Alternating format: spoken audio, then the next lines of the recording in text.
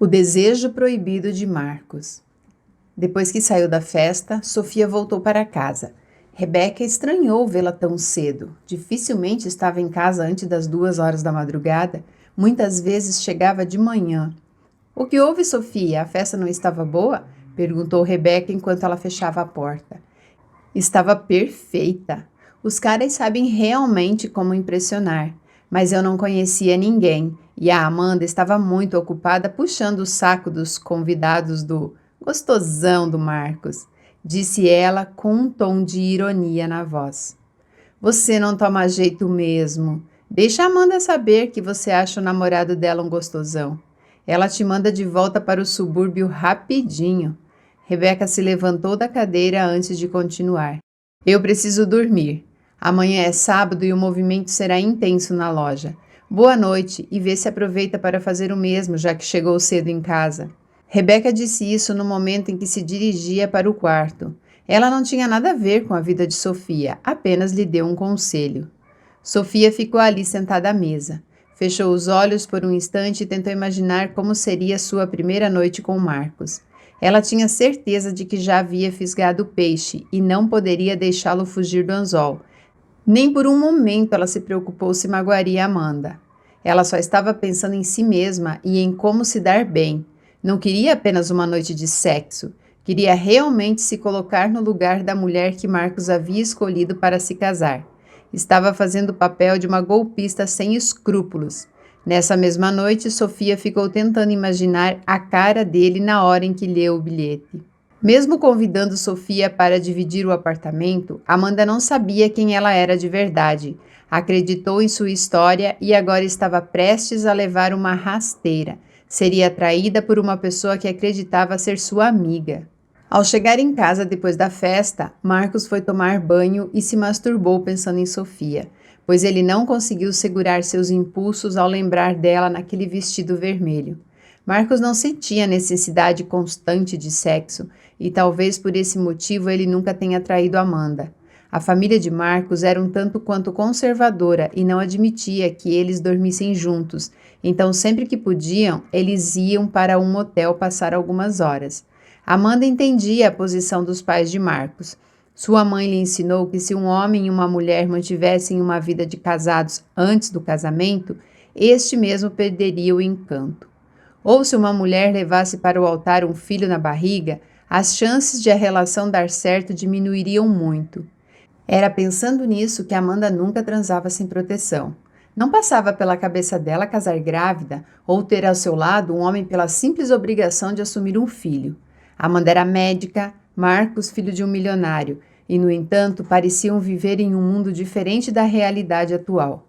O relacionamento deles, apesar de perfeito, era careta, estranho aos olhos de quem vive no século XXI, mas os dois não ligavam para as críticas, eram felizes vivendo dessa maneira. Marcos nunca questionou Amanda sobre o uso de outro método contraceptivo que não fosse o preservativo, já que ela não se adaptou a nenhuma pílula. Conversavam pouco sobre o assunto, sabiam apenas que precisavam se proteger. Marcos estava agora com os olhos fechados. Conseguia experimentar, mesmo que em pensamentos, a sensação de ter Sofia em seus braços.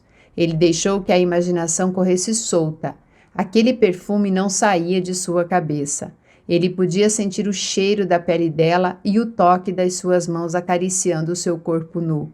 E cada vez foi sentindo mais e mais prazer, até explodir em um orgasmo intenso, que fez com que ele comprimisse seu corpo contra o vidro frio e embaçado do box do banheiro.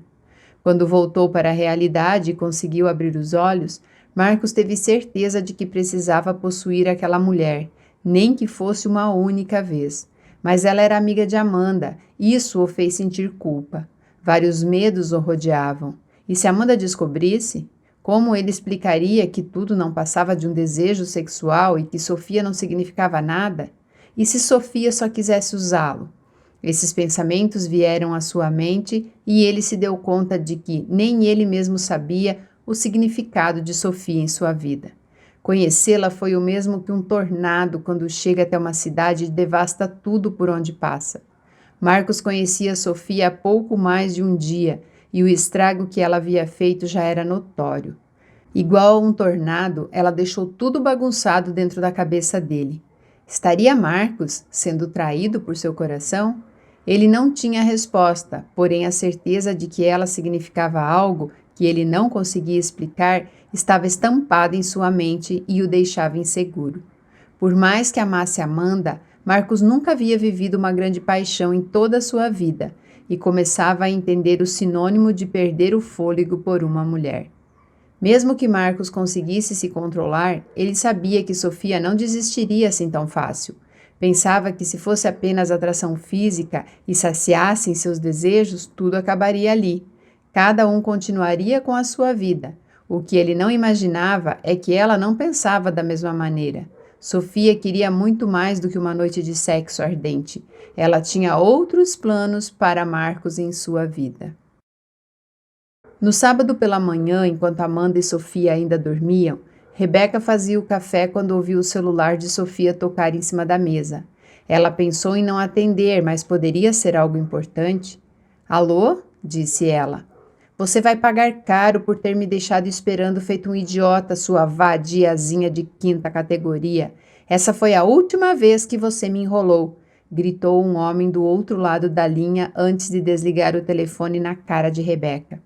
Depois do susto, Rebeca riu e disse para si mesma: alguém discou para o número errado.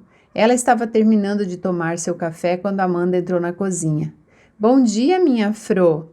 Amanda sempre tratava a Rebeca de uma maneira muito carinhosa, e chamá-la de Fro evidenciava o quanto gostava dela, apesar de não serem muito ligadas. Amanda puxou uma cadeira e sentou-se à mesa. Você falou com a Sofia ontem à noite? Ela foi à festa da construtora, mas logo saiu. Achei estranho, perguntou Amanda, que não conseguia disfarçar o quanto ainda estava com sono.